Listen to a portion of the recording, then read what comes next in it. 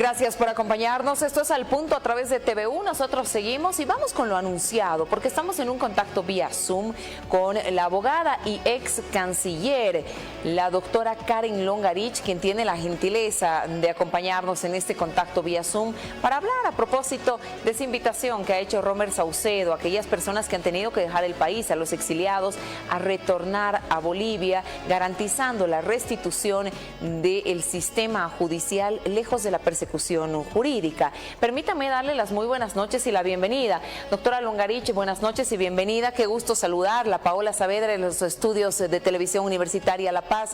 Gracias en primera instancia por acompañarnos. Buenas noches. Buenas noches, Paola. Para mí es el gusto de poder saludarla y poder estar en su programa. ¿Cómo recibe usted la invitación que hace el presidente del Tribunal Supremo de Justicia, el doctor Romer Saucedo, quien llama a todas las personas que han tenido que dejar el país, a los exiliados, a retornar, manifestando que las garantías judiciales se han restituido en el país? ¿Cómo toma esa invitación?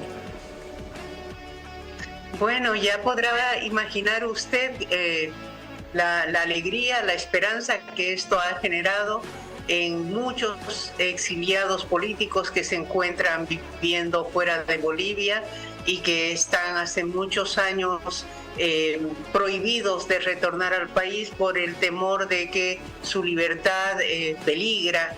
Y ese es mi caso, que tuve que salir de Bolivia porque empezó una persecución feroz contra mi persona por el hecho de haber desempeñado funciones en la época del gobierno transitorio de la señora Yanine Áñez.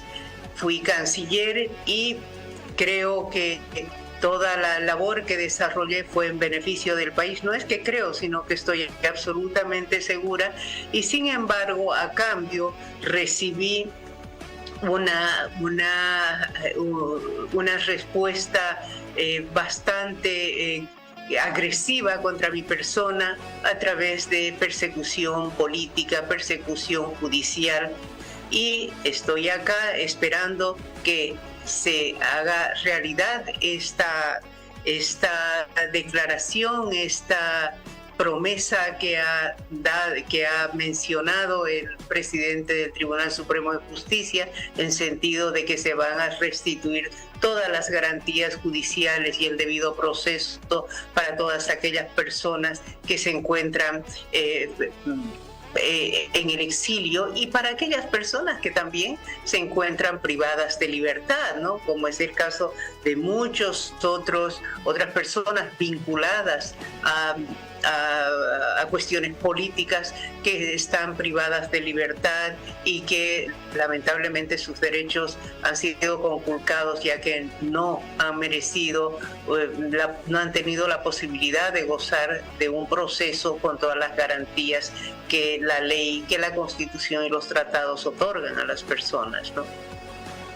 ¿Cuántos procesos atraviesa usted? ¿Cuántos procesos tiene abiertos por denuncias durante su gestión en la Cancillería, en el Ministerio de Relaciones Exteriores? Paola, yo tengo 4 procesos contra mi persona y hay un 5º proceso que es contra la señora Yanine Áñez y todo el gabinete. Y esto es por el precio que se asignó a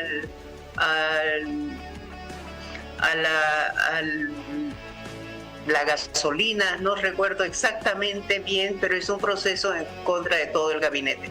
Pero los procesos contra mi persona son 4 que en realidad no tienen ningún sustento jurídico, no tienen materia justiciable para que puedan haber derivado en una acusación penal.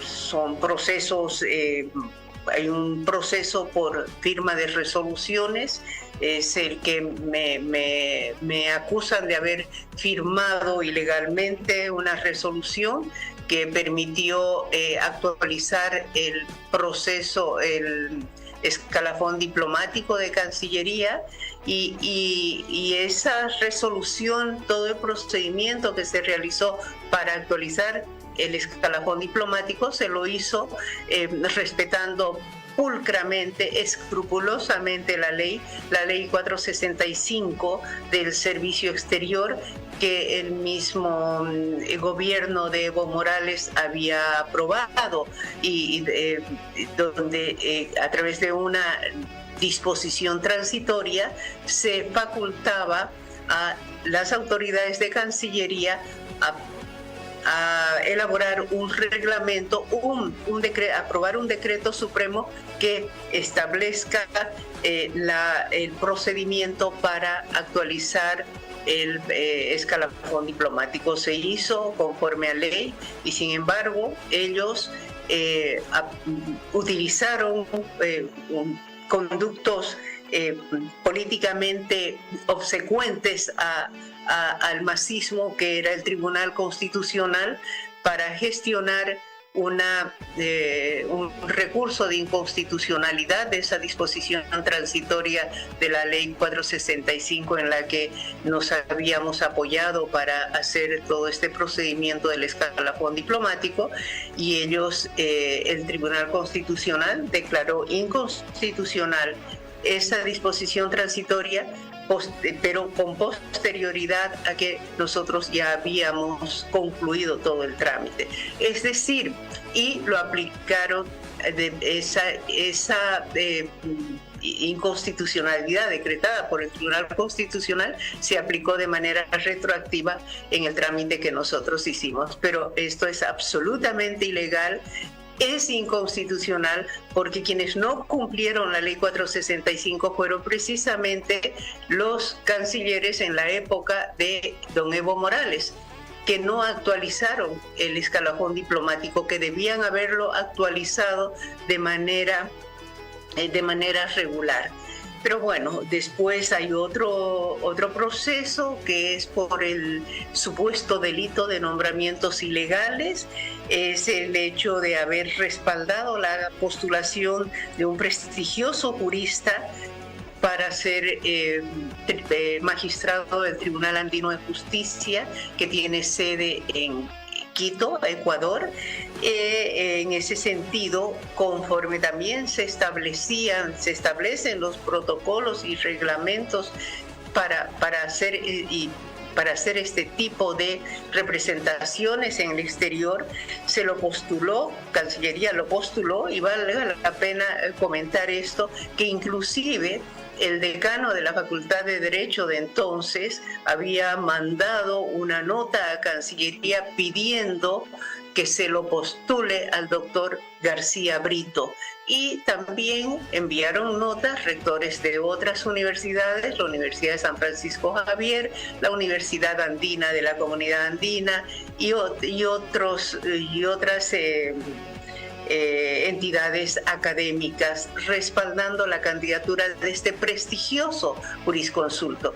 Pero resulta que cuando nosotros presentamos esta candidatura, y fue obviamente elegido como magistrado, porque además el doctor Gustavo García Brito había fungido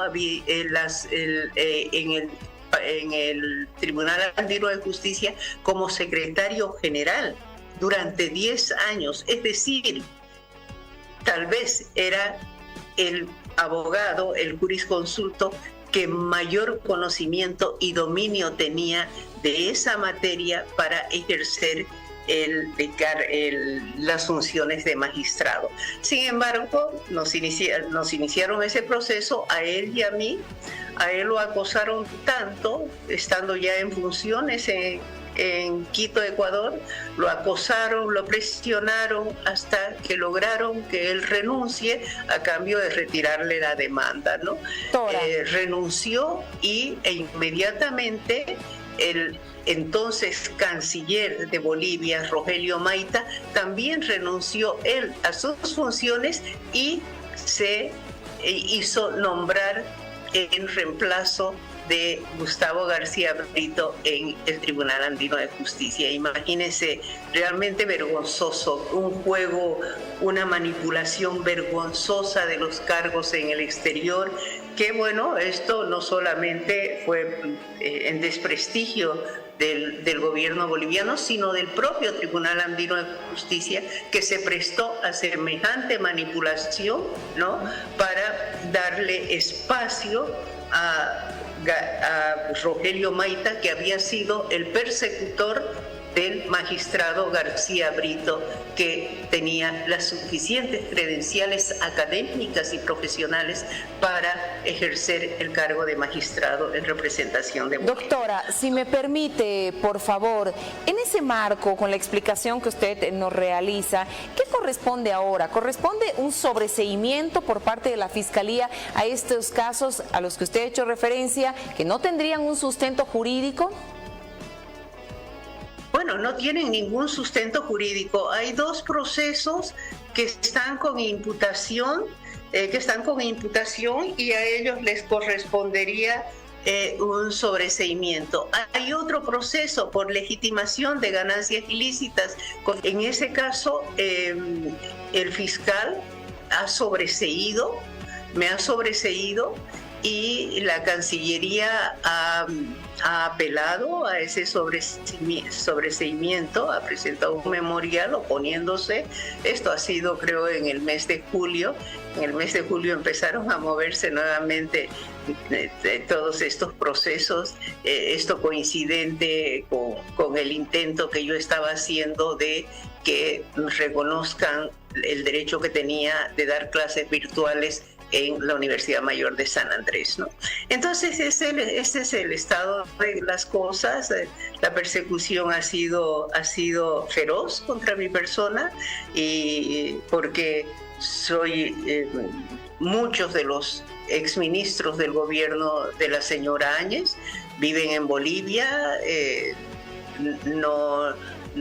Afortunadamente para ellos y para sus familias no han sido acusados de nada, afortunadamente, porque han hecho una gestión transparente. Pero a mí, en mi caso, no obstante haber realizado una gran gestión en favor de Bolivia, me llovieron los procesos judiciales en calidad de persecución política, ¿no?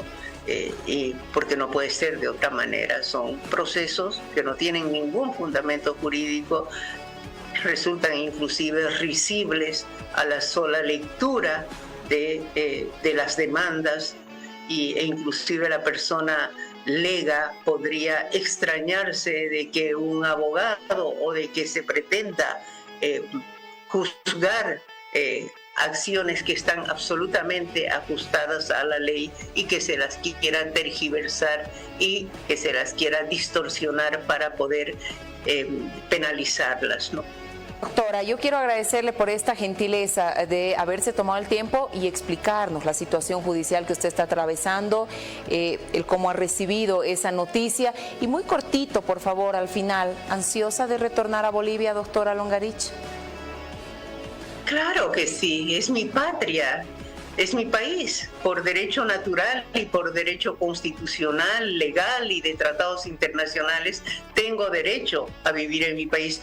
Todas las personas tienen derecho a vivir en el país en el que han nacido, y lamentablemente muchas de ellas no pueden hacerlo por este tipo de persecuciones políticas que solamente se dan en dictaduras. Y esa es mi situación. Quiero volver a mi país, quiero retornar a mis actividades profesionales, a mi vida profesional, cuyo recorrido ha sido muy fructífero. Entonces es lo que espero, estimada Paola, volver pronto a Bolivia. Y la comprometo para cuando retorne a Bolivia nos acompañe en el estudio. Hay muchos temas importantes para el análisis. Gracias, doctora, que tenga un buen descanso. Gracias por habernos acompañado.